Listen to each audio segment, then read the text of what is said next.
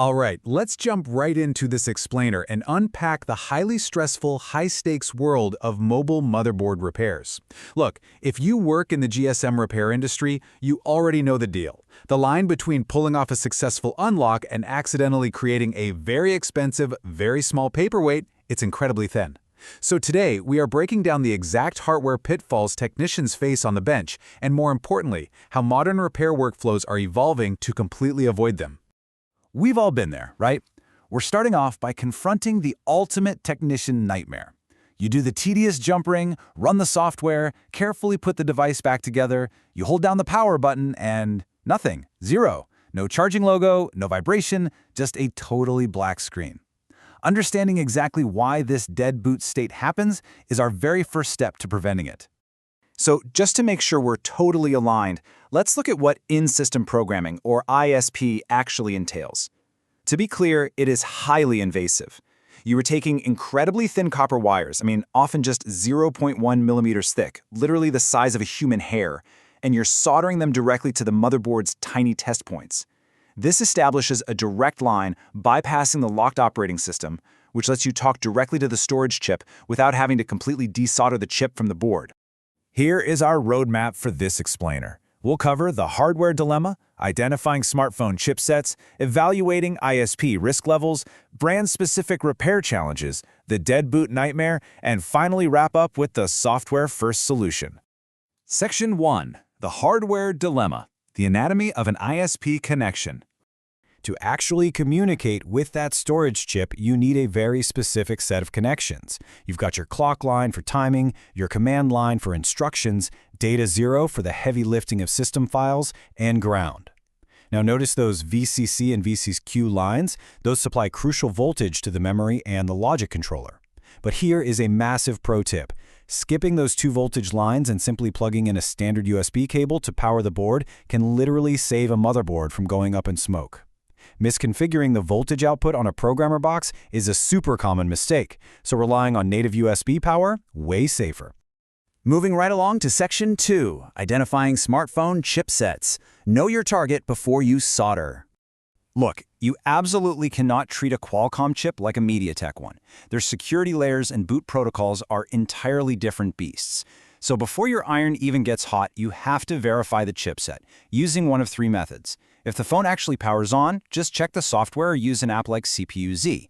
If it's boot looping, hook it up via USB and use port detection to look for signatures, like Qualcomm's 9008 EDL mode or MTK VCOM.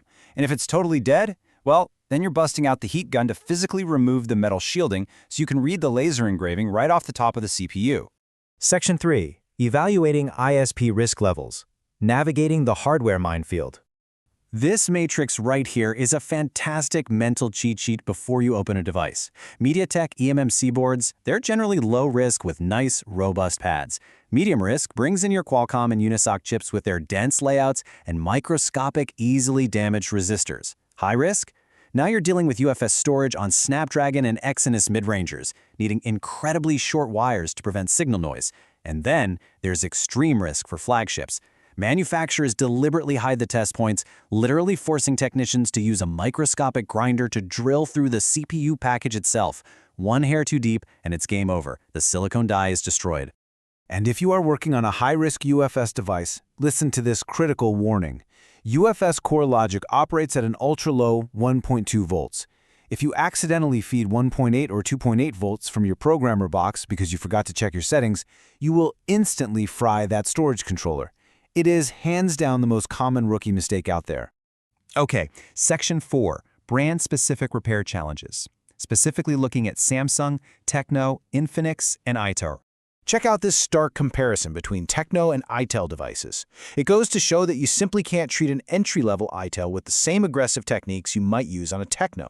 MediaTek TECNO boards usually have solid, forgiving test pads, but Unisoc-based itel boards, they use very thin, extremely low-grade copper. If you apply heat for more than 2 seconds, or if you accidentally tug your jumper wire just a tiny bit, you'll rip that pad right off the motherboard. These quirky brand differences perfectly explain why seemingly identical repairs can end so differently. For instance, Samsung boards use delicate UFS storage covered in really thick soldered shields. Removing those causes massive thermal stress on the board. For Unisoc chips in TECNO and Infinix phones, that clock line we talked about is hypersensitive. If your soldering iron creeps over 350 degrees Celsius, the pull-up resistor literally just melts away. Add in things like Samsung's Knox Guard or corporate MDM locks that completely disable standard recovery menus, and techs are practically forced to take these physical ISP risks just to do a factory reset. Section 5. The Dead Boot Nightmare. Troubleshooting the dreadful 0 mA draw. So, the worst happens. The phone is dead. What do? Well, these 3 precise steps are your emergency rescue protocol. First, read the symptoms accurately. A totally flat 0 mA draw on your amp meter means a severed clock line. If the box throws a CMD timeout error, you've blown your command line. Second, get right in there under the microscope, trace the path, and locate that tiny resistor that got melted or bumped during soldering. Finally, your fix is to either carefully bridge the pad with solder or microsolder an exact replacement resistor to get the CPU communicating with storage again. And if you're replacing a resistor on that clock line, lock this number into your brain. 15 to 27 ohms. This is the exact electrical resistance you need to bring the CPU's timing clock back from the dead. For the command line, you're typically hunting for a 10 to 15 kiloohm replacement. Which brings us to our final stop, Section 6, the software-first solution, highlighting tfixertool Pro by TFastDigitalAgency. Enter tfixertool Pro. This was developed by the team at TFastDigitalAgency. You can actually find them over at tfastdigital.com. What this tool does is map incredibly complex raw community command line scripts into a completely safe one-click Windows desktop interface. So instead of risking a dead boot by ripping delicate copper pads off a board, tfixer lets you use a standard everyday USB cable to interact securely with the device. And this represents a massive industry shift away from dangerous hardware interventions. Let me give you an example. To bypass a stubborn MDM security plugin on an Infinix or TECNO device, you no longer have to physically extract data off the eMMC chip. With this approach, you can read the specific partition files via USB, let tfixer automatically patch the hex data, and then write it back. The security check is suppressed, the phone boots normally, and you never even plugged in your soldering iron. Notice how these modules target the exact Unisoc and MediaTek vulnerabilities we just talked about earlier.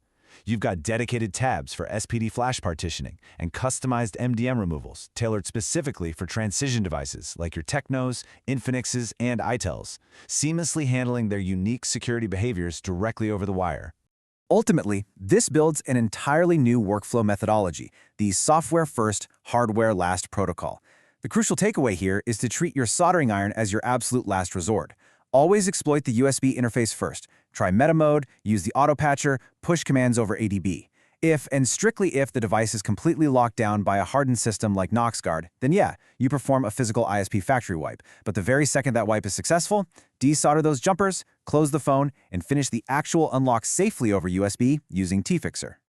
I want to leave you with this final thought as you consider how you're going to upgrade your mobile repair workflows for the future. Why risk ripping a delicate motherboard trace, melting a 27 ohm resistor, or accidentally feeding 1.8 volts into a super-sensitive UFS controller when a simple USB cable and the right automated software can do the heavy lifting safely? Sure, hardware ISP will always have its place for severe data recovery. But when it comes to bypassing and unlocking, embracing software automation is undoubtedly the smarter, safer path forward.